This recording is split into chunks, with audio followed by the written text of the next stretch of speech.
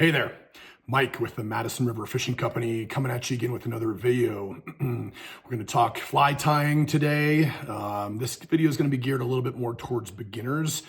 We are going to talk about hooks. When you're first getting into fly tying, there's a few things that may be a little bit confusing. Hooks are one of them. So we're going to try to demystify just a little bit. First of all, we're going to talk about kind of the dimensions, characteristics of hooks, a little bit of terminology here. This is a pretty big saltwater hook, but just so you can see what we're going to talk about here. Some of the parts, of course, the eye of the hook, pretty straightforward right there.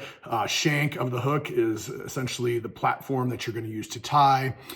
We go to the bend of the hook there. Of course, again, pretty straightforward.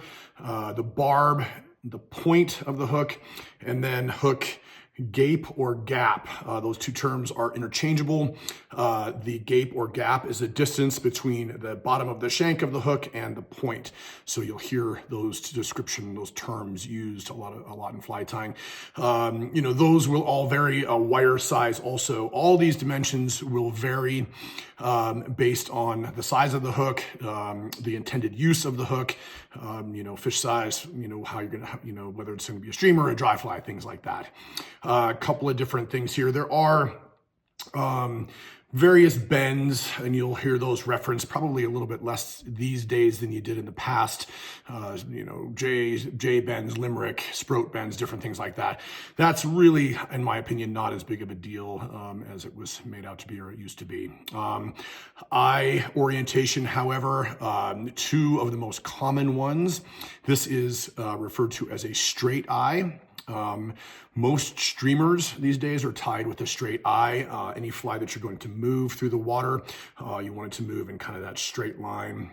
You want that leader or tippet to come off that eye in a straight line there. The other, a couple other different ones. There are nowadays jig hooks. You can kind of see the bend up just prior to the eye and the eye oriented more in line with the shank there. Those jig hooks have become very popular these days, both with saltwater. Those are a hook I just showed you is used for tying crabs. And then jig hooks used for tying small nymphs as well. Those have become really popular. It allows the hook, the nymph, to ride at more of a horizontal angle in the water. And then I didn't grab any here, but there's also a down eye hook, where the eye of the hook is bent at a downward angle. Those are more used for sort of dry flies. Some nymphs, mostly dry flies, potentially some wet flies.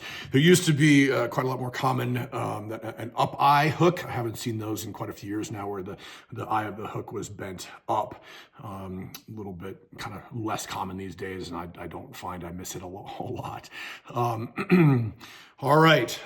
So as far as one of the most confusing things about hooks when you go into a fly shop and you're looking at the hook wall, you're looking at all the different numbers and designations on hook boxes.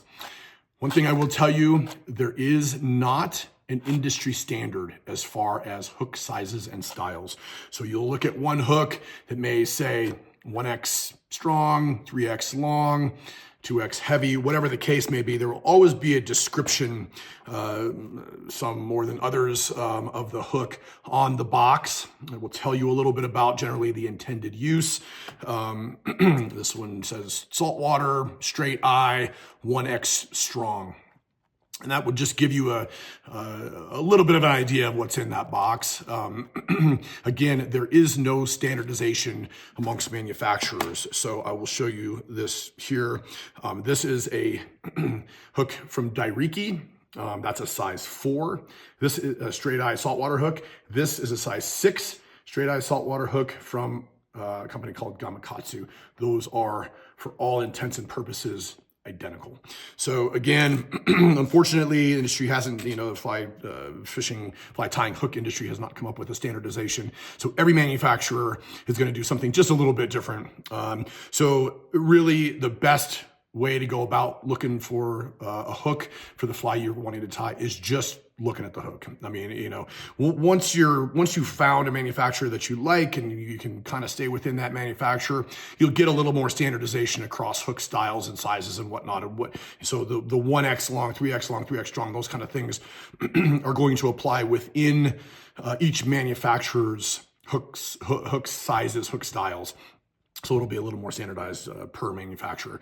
Other than that, you really want to look for and buy hooks based on intended uses. Of course, saltwater hooks are going to have corrosion resistant finishes, generally tin, stainless, things like that. It might come in silver or black. Freshwater hooks are going to, generally speaking, have a black or bronze, dark bronze finish on them. There's some caveats to that. There's some exceptions to that as well. But really looking at whether you're tying a streamer, a dry fly, a nymph, the size of it, the length of the body per size, how you're going to fish it, whether it's going to be stripped, whether it's going to float. Floating flies, you're going to want to look, dry flies, you're going to want to look for, generally speaking, a lighter wire hook.